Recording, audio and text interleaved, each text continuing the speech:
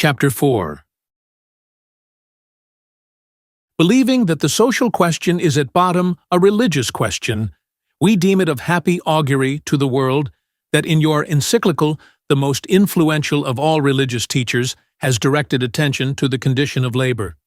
But while we appreciate the many wholesome truths you utter, while we feel, as all must feel, that you are animated by a desire to help the suffering and oppressed, and to put an end to any idea that the Church is divorced from the aspiration for liberty and progress, yet it is painfully obvious to us that one fatal assumption hides from you the cause of the evils you see, and makes it impossible for you to propose any adequate remedy. This assumption is that private property in land is of the same nature and has the same sanctions as private property in things produced by labor. In spite of its undeniable truths and its benevolent spirit, your encyclical shows you to be involved in such difficulties as a physician called to examine one suffering from a disease of the stomach would meet, should he begin with a refusal to consider the stomach. Prevented by this assumption from seeing the true cause, the only causes you find it possible to assign for the growth of misery and wretchedness are the destruction of working men's guilds in the last century, the repudiation in public institutions and laws of the ancient religion, rapacious usury, the custom of working by contract, and the concentration of trade. Such diagnosis is manifestly inadequate to account for evils that are alike felt in Catholic countries, in Protestant countries, in countries that adhere to the Greek communion, and in countries where no religion is professed by the state, that are alike felt in old countries and in new countries, where industry is simple and where it is most elaborate, and amid all varieties of industrial customs and relations. But the real cause will be clear if you consider that since labor must find its workshop and reservoir in land, the labor question is but another name for the land question, and will re-examine your assumption that private property in land is necessary and right. See how fully adequate the cause I have pointed out is. The most important of all the material relations of man is his relation to the planet he inhabits, and hence the impious resistance to the benevolent intentions of his Creator, which, as Bishop Nolte says, is involved in private property in land, must produce evils wherever it exists. But by virtue of the law, unto whom much is given, from him much is required.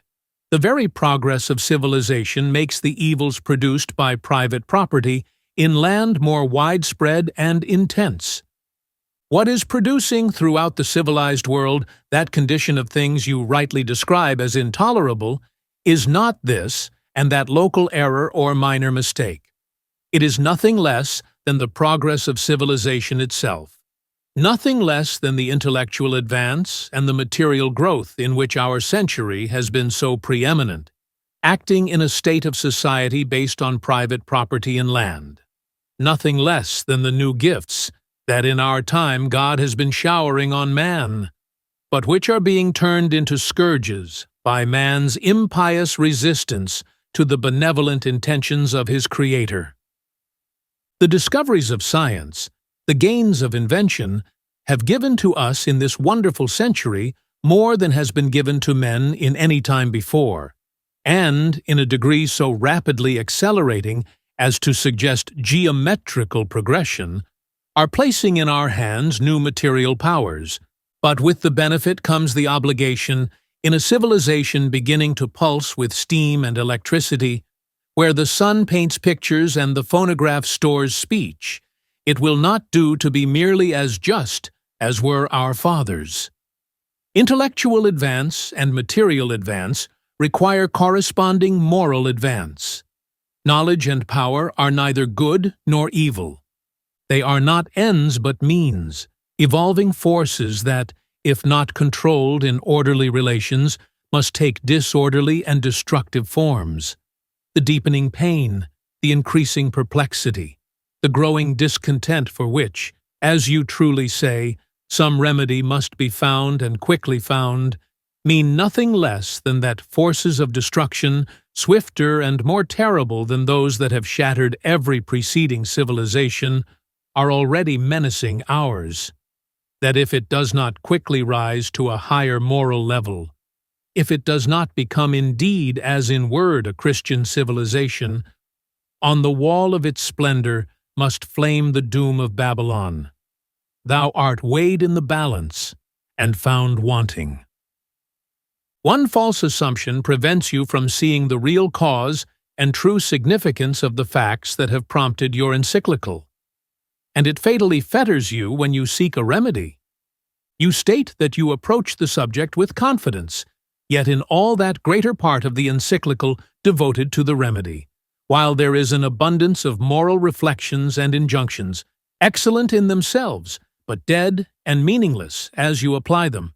The only definite practical proposals for the improvement of the condition of labor are: first, that the state should step in to prevent overwork, to restrict the employment of women and children, to secure in workshops conditions not unfavorable to health and morals, and, at least where there is danger of insufficient wages provoking strikes, to regulate wages.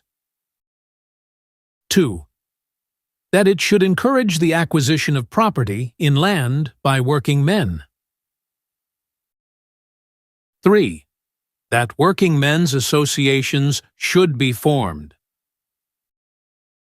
These remedies, so far as they go, are socialistic, and though the encyclical is not without recognition of the individual character of man and of the priority of the individual and the family to the state, yet the whole tendency and spirit of its remedial suggestions lean unmistakably to socialism.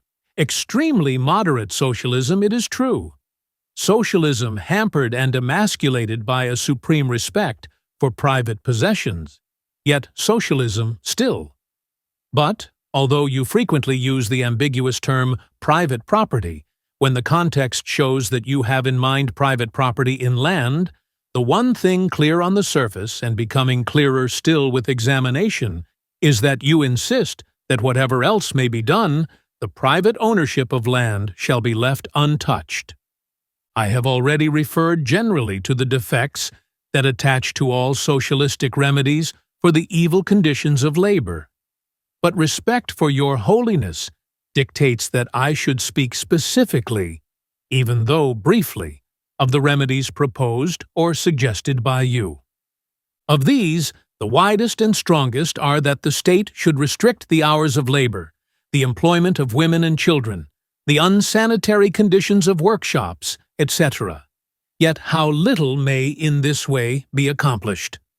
A strong absolute ruler might hope by such regulations to alleviate the conditions of chattel slaves. But the tendency of our times is towards democracy, and democratic states are necessarily weaker in paternalism, while in the industrial slavery, growing out of private ownership of land, that prevails in Christendom today, it is not the master who forces the slave to labor, but the slave who urges the master to let him labor. Thus, the greatest difficulty in enforcing such regulations comes from those whom they are intended to benefit. It is not, for instance, the masters who make it difficult to enforce restrictions on child labor in factories, but the mothers who, prompted by poverty, misrepresent the ages of their children even to the masters, and teach the children to misrepresent. But while in large factories and mines, regulations as to hours, ages, etc., though subject to evasion and offering opportunities for extortion and corruption, may be to some extent enforced, how can they have any effect in those far wider branches of industry where the laborer works for himself or for small employers? All such remedies are of the nature of the remedy for overcrowding that is generally prescribed with them. The restriction under penalty of the number who may occupy a room, and the demolition of unsanitary buildings. Since these measures have no tendency to increase house accommodation or to augment the ability to pay for it, the overcrowding that is forced back in some places goes on in other places, and to a worse degree. All such remedies begin at the wrong end. They are like putting on the brakes and biting to hold in quietness horses that are being lashed into frenzy. They are like trying to stop a locomotive by holding its wheels instead of shutting off steam, like attempting to cure smallpox by driving back its pustules. Men do not overwork themselves because they like it. It is not in the nature of the mother's heart to send children to work when they ought to be at play. It is not of choice that laborers will work in dangerous and unsanitary conditions. These things, like overcrowding, come from the sting of poverty. And so long as the poverty of which they are the expression is left untouched, restrictions such as you endorse can have only partial and evanescent results. The cause remaining, repression in one place, can only bring out its effects in other places. And the task you assign to the state is as hopeless as to ask it to lower the level of the ocean by bailing out the sea. Nor can the state cure poverty by regulating wages. It is as much beyond the power of the state to regulate wages as it is to regulate the rates of interest. Usury laws have been tried again and again, but the only effect they have ever had has been to increase what the poorer borrowers must pay, and for the same reasons that all attempts to lower by regulation the prices of goods have always resulted merely in increasing them. The general rate of wages is fixed by the ease or difficulty with which labor can obtain access to land, ranging from the full earnings of labor where land is free to the least on which laborers can live and reproduce, where land is fully monopolized. Thus, where it has been comparatively easy for laborers to get land, as in the United States and in Australasia, wages have been higher than in Europe, and it has been impossible to get European laborers to work there for wages that they would gladly accept at home. While as monopolization goes on under the influence of private property in land, wages tend to fall, and the social conditions of Europe to appear. Thus, under the partial yet substantial recognition of common rights to land, of which I have spoken, the many attempts of the British Parliament to reduce wages by regulation failed utterly. And so, when the institution of private property in land had done its work in England, all attempts of Parliament to raise wages proved unavailing. At the beginning of this century, it was even attempted to increase the earnings of laborers by grants in aid of wages. But the only result was to lower commensurately what wages employers paid. The state could maintain wages above the tendency of the market, for, as I have shown, labor deprived of land becomes a commodity only by offering employment to all who wish it, or by lending its sanction to strikes and supporting them with its funds. Thus it is that the thoroughgoing states who want the state to take all industry into its hands are much more logical than those timid states who propose that the state should regulate private industry, but only a little. The same hopelessness attends your suggestion that working people should be encouraged by the state in obtaining a share of the land. It is evident that by this you mean that, as is now being attempted in Ireland, the state shall buy out large landowners in favor of small ones, establishing what are known as peasant proprietors. Supposing that this can be done even to a considerable extent, what will be accomplished save to substitute a larger privileged class for a smaller privileged class? What will be done for the still larger class that must remain, the laborers of the agricultural districts, the workmen of the towns, the proletarians of the cities?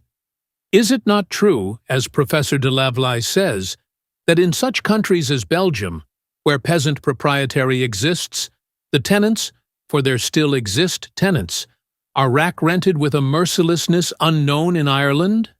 Is it not true that in such countries as Belgium, the condition of the mere laborer is even worse than it is in Great Britain, where large ownerships obtain?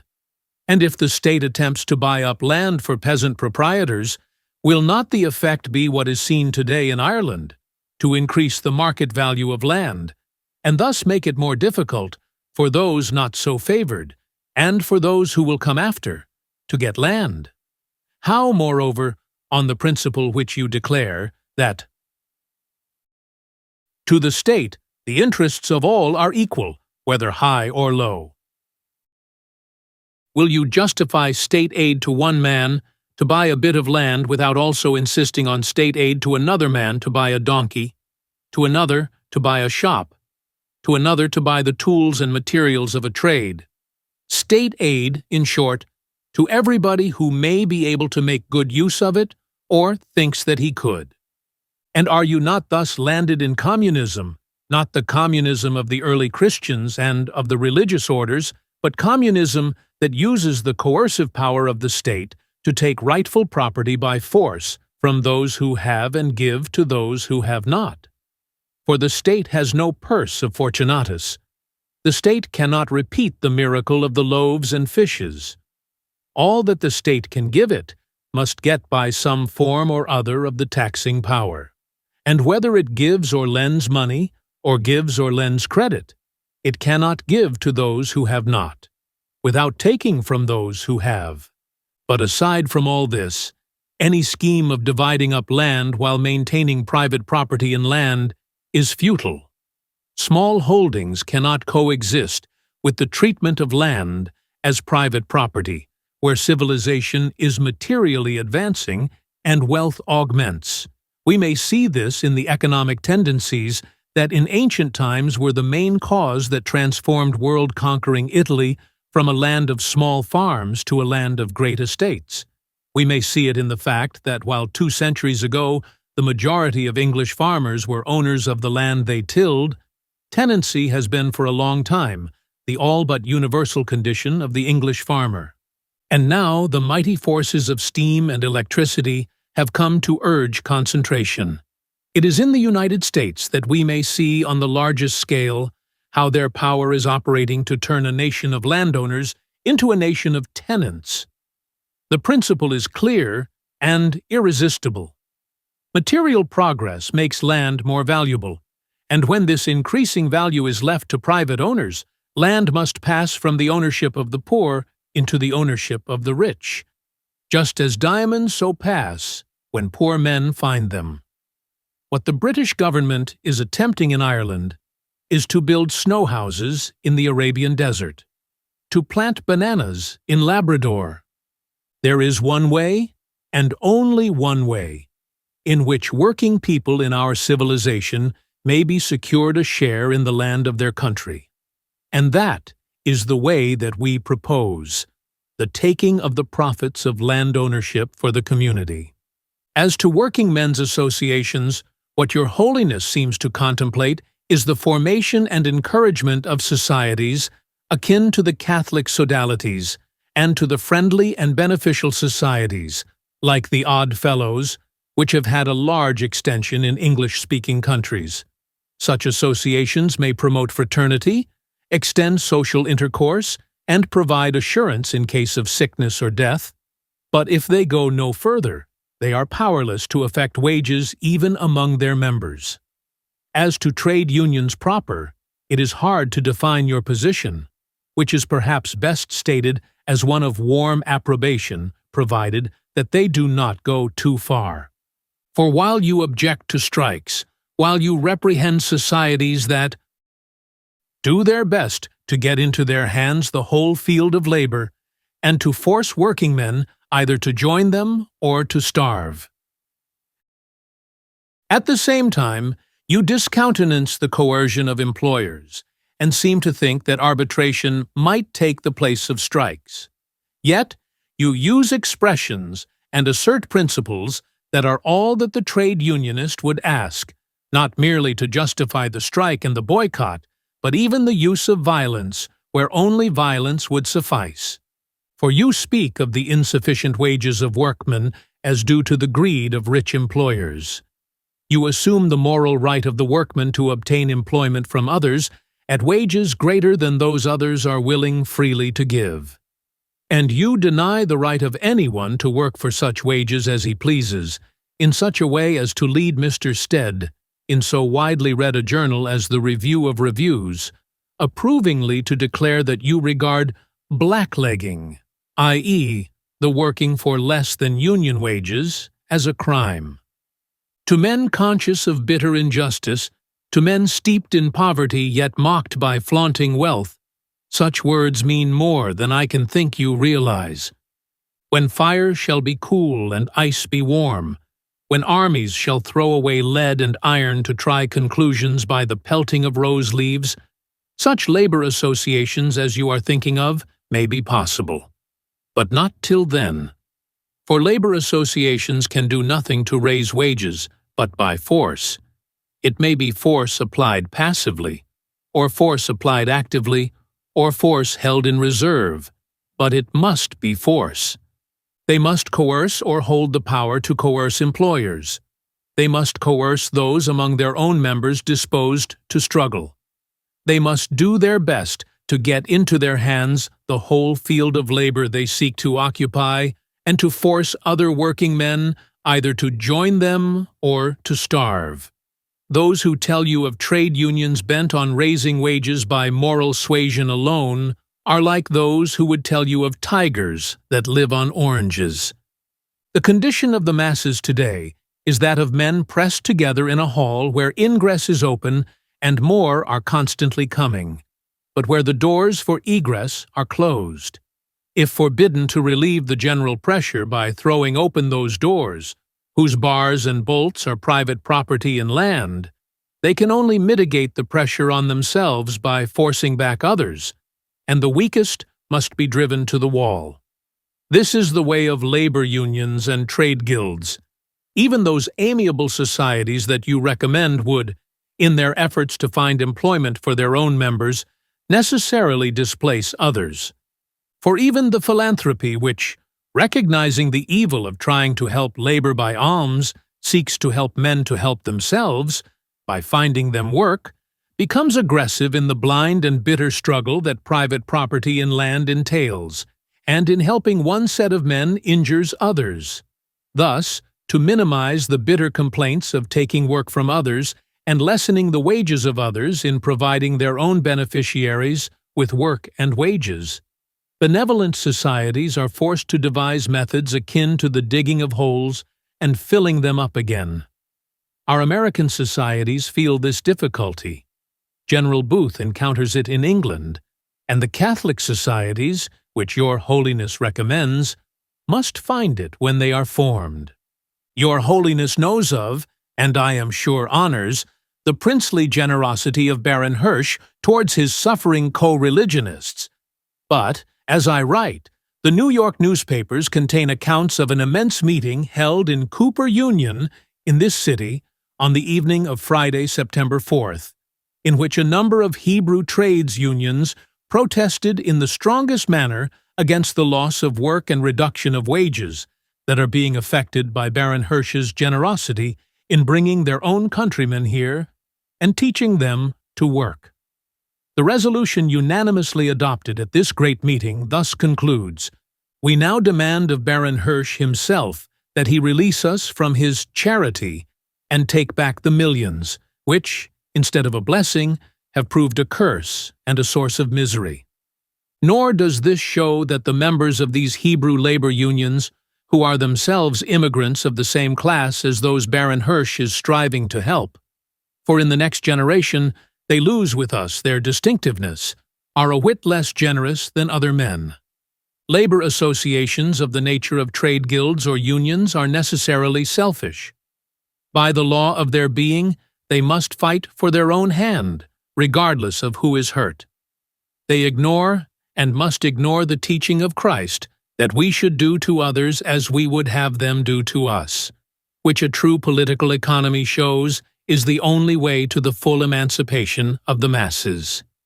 They must do their best to starve workmen who do not join them. They must by all means in their power force back the black leg, as the soldier in battle must shoot down his mother's son if in the opposing ranks. And who is the black leg? A fellow creature seeking work. A fellow creature, in all probability, more pressed and starved than those who so bitterly denounce him, and often with the hungry, pleading faces of wife and child behind him. And, in so far as they succeed, What is it that trade guilds and unions do but to impose more restrictions on natural rights, to create trusts in labor, to add to privileged classes other somewhat privileged classes, and to press the weaker closer to the wall? I speak without prejudice against trade unions, of which I was for years an active member, and in pointing out to your holiness that their principle is selfish and incapable of large and permanent benefits, and that their methods violate natural rights and work hardship and injustice, I am only saying to you what, both in my books and by word of mouth, I have said over and over again to them. Nor is what I say capable of dispute. Intelligent trades unionists know it, and the less intelligent vaguely feel it, and even those of the classes of wealth and leisure who, as if to head off the demand for natural rights, are preaching trade unionism to working men, must needs admit it. Your Holiness will remember the great London dock strike of 2 years ago, which, with that of other influential men, received the moral support of that Prince of the Church, whom we of the English speech hold higher and dearer than any prelate has been held by us since the blood of Thomas à Becket stained the Canterbury altar.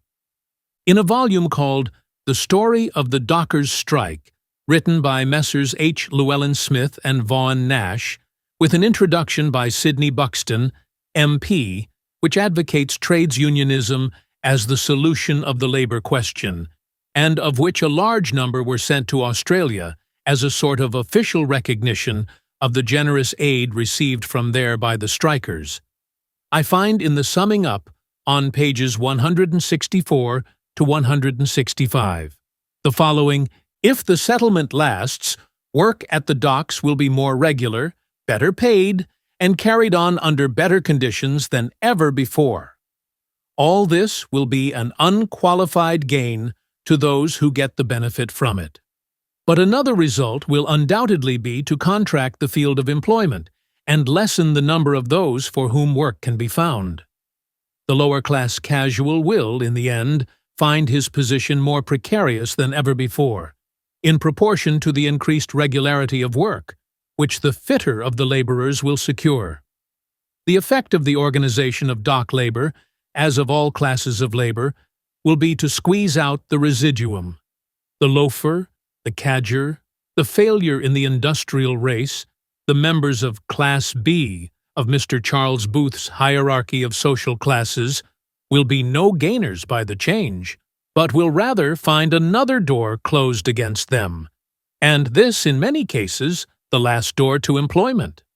I am far from wishing that Your Holiness should join in that pharisaical denunciation of trades unions common among those who, while quick to point out the injustice of trades unions in denying to others the equal right to work, are themselves supporters of that more primary injustice that denies the equal right to the standing place and natural material necessary to work. What I wish to point out is that trade unionism, while it may be a partial palliative, is not a remedy. It has not that moral character which could alone justify one in the position of Your Holiness in urging it as good in itself. Yet, so long as you insist on private property in land, what better can you do?